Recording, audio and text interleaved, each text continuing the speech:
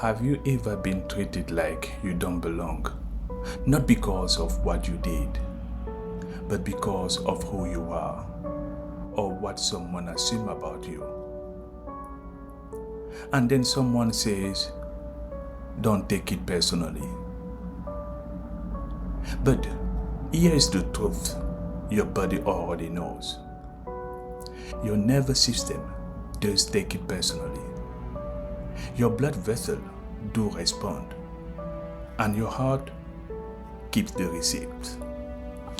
Today, we are talking about discrimination, the chronic, repeated unfair treatment that can quietly load the cardiovascular system until one day it shows up as high blood pressure, a heart rhythm problem, chest pain, or even a broken heart event. I am Emmanuel Eroumé A Egom, a cardiologist, senior physician scientist, and professor of medicine. This is education, not personal medical advice. If you have chest pressure, severe shortness of breath, fainting, a new fast or irregular heartbeat with dizziness or sudden weakness on one side, treat it as urgent and seek emergency care. This episode is not a debate about whether discrimination is real. It's a clear look at what repeated unfair treatment can do to human physiology and a heart protection plan you can actually use. A published case report tells the story of a 48-year-old female lawyer. For about 18 months, she had been dealing with increasing work-related mental stress in a new managerial role. And the distress escalated into something darker, workplace bullying. Then came a workplace meeting, an emotionally loaded moment, and she developed acute chest pain. At first, clinicians thought it was a non-ST elevation heart attack. This means a heart attack pattern that may not show the most dramatic ECG changes, but still raises serious concern. Her ECG, the heart's electrical tracing, and her troponin, a blood test that can rise when heart muscle is injured, looked concerning.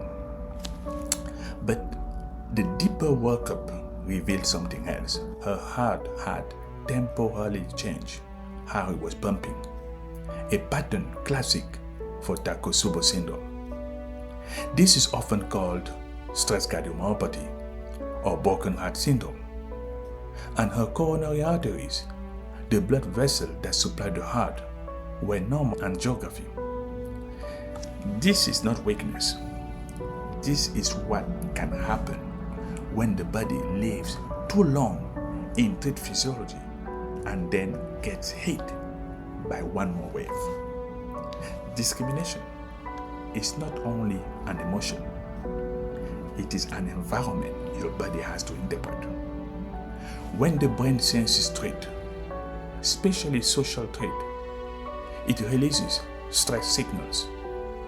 These signals can raise heart rate, raise blood pressure, tighten blood vessels, which means the vessel becomes narrower, shift the body toward a more clot-ready state, and disturb sleep and recovery.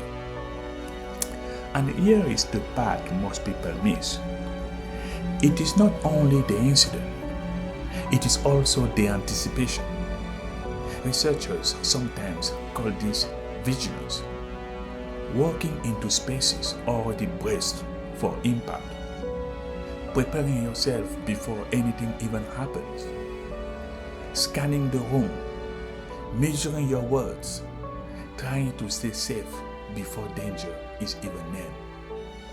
One study using 24 hours blood pressure monitoring found that more everyday discrimination was linked to less blood pressure dipping at night. Blood pressure dipping simply means that blood pressure normally goes down during sleep. When it does not dip well, the cardiovascular system does not power down as fully during the night. And that matters because nighttime recovery is part of how the heart stays resilient.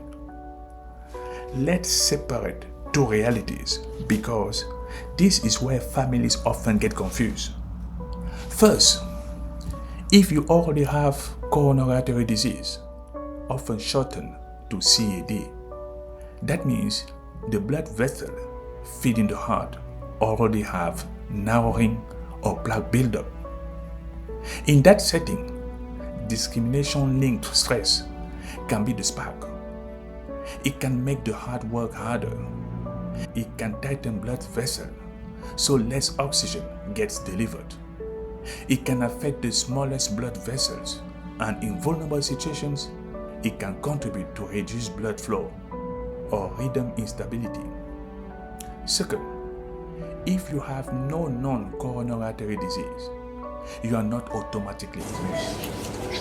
Repeated discrimination can still drive high blood pressure over time, affect blood vessel function, and in some people, trigger an acute stress response that looks like a heart attack, such as Takotsubo syndrome. So, the message is not discrimination always causes a heart attack. The message is this: discrimination can raise baseline vulnerability and then make acute moments more dangerous. Same stress, different terrain, different pathways. Now, let's ground this in data. One of the strongest long-term data sets comes from the multi-ethnic study of atherosclerosis, often called MESA. This study followed adults aged 45 to 84 who did not have clinical cardiovascular disease at the start. Researchers measured two kinds of discrimination: lifetime discrimination, meaning unfair treatment across major areas of life, and everyday discrimination, meaning day-to-day experiences. Over a median of 10 plus 1 years of follow-up, 604 cardiovascular events occurred among 6,508 participants. That means that in the overall group, events were not rare. Roughly about 9% experienced an event over about 10 years. Now, the key finding: people reporting lifetime discrimination in 2 or more domains compared with none had a higher risk of future cardiovascular disease. The adjusted hazard ratio was about 1.38. Let me translate that. This is not a headline like 10 times the risk.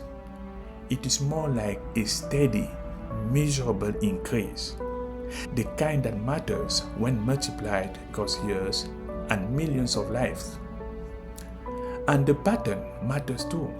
More domains of unfair treatment were linked with higher risk. Repeated unfair treatment may not always explode into one dramatic moment. Sometimes it quietly raises the floor of risk. Now, let's go to a higher risk group: people who already had a heart attack. A study of 295 people after a heart attack looked at whether everyday discrimination was linked to something called mental stress-induced myocardial ischemia. That phrase sounds complicated, but here is the simple meaning. When the heart is under emotional or mental stress, part of the heart may not get enough blood and oxygen for a short time. That is ischemia. Overall, 16.6% experience this stress-related ischemia. In the lowest discrimination group, about 11% experience it. In the highest discrimination group, about 25% experience it. That is a big jump in a real clinical population. In adjusted models, each standard deviation increase in discrimination score was linked with higher odds of stress related to ischemia. In women, the association was even stronger. An exploratory analysis among Black women showed an even larger signal. Here is the public message. Sometimes, the most damaging stress response is not the one you feel dramatically. Sometimes, it is the one that quietly steals oxygen from the heart during emotional load. If heart attacks are the dramatic headlines, high blood pressure is often the long preface. In another meta-analysis, Black participants reporting any lifestyle discrimination were more likely to develop high blood pressure compared with those reporting none. The adjusted hazard ratio was about 1.35. And when researchers zoomed out beyond a single cohort, a systematic review found that perceived racial discrimination had a small but significant association with high blood pressure, with stronger links in certain group and setting.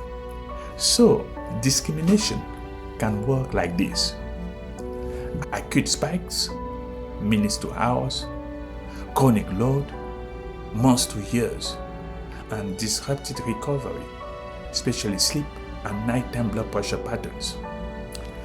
That is a cardiovascular recipe we cannot afford to ignore. There is also evidence at the structural level, meaning patterns backed into system. An analysis of US survey data examined state-level structural racism across areas like political participation, employment, and incarceration disparities, and looked at self-reported heart attack in the past year. In adjusted models, several structural racism indicators were associated with higher odds of heart attack among Black respondents. For example, one employment disparity measure had an odds ratio around 1.74, and incarceration disparity around 1.32, with other domains also showing elevated odds.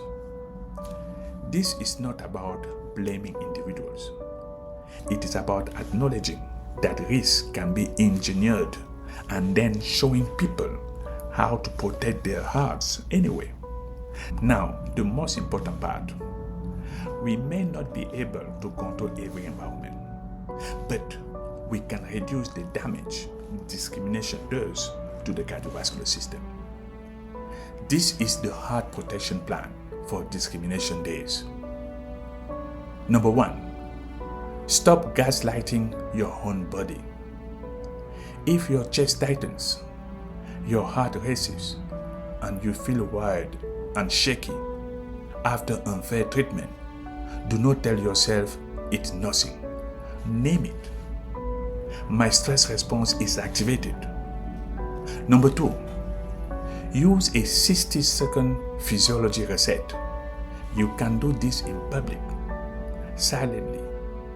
Do one simple thing your nervous system understands. Lengthen the exhale. For example, inhale gently, then exhale longer. This is not mind over matter. It is a signal to the body the immediate threat is passing. Number 3, don't stack triggers. You are carrying unfair treatment. Avoid adding fuel, dehydration, sleep deprivation, stimulant overload, rage workouts when you are already flooded. This is how small sparks become big events, especially in people with coronary artery disease. Your body is already carrying enough. Do not add more fire. Number 4, protect sleep like medicine. If discrimination reduces nighttime recovery, your next day starts from a higher baseline. That link between discrimination and impaired nighttime blood pressure dipping is one reason sleep protection matters. Sleep is not escape. Sleep is cardiovascular repair. Number 5, if you don't have heart disease or you have already had a heart attack, emotional stress deserves the same seriousness as physical strain. The mental stress ischemia signal, where higher discrimination linked with more stress-related oxygen shortage in the heart, means emotional load belongs in recovery planning. And yes, sometimes ischemia can be quiet. Your heart can struggle without sending a dramatic warning. Number 6, build co-regulation. One safe human, one check-in. A 2-minute call with a trusted person after a discriminatory incident is not just emotional support. It can downshift physiology. One safe human can help the nervous system remember it's not alone. And for clinicians watching, ask one question many of us were never trained to ask. Do you experience ongoing unfair treatment or discrimination that affects your stress level? Because discrimination is not only a social issue, it is a cardiovascular risk context with measurable associations in major cohorts. Discrimination tries to do 2 things at once. It tries to shrink your life, and it tries to live inside your body.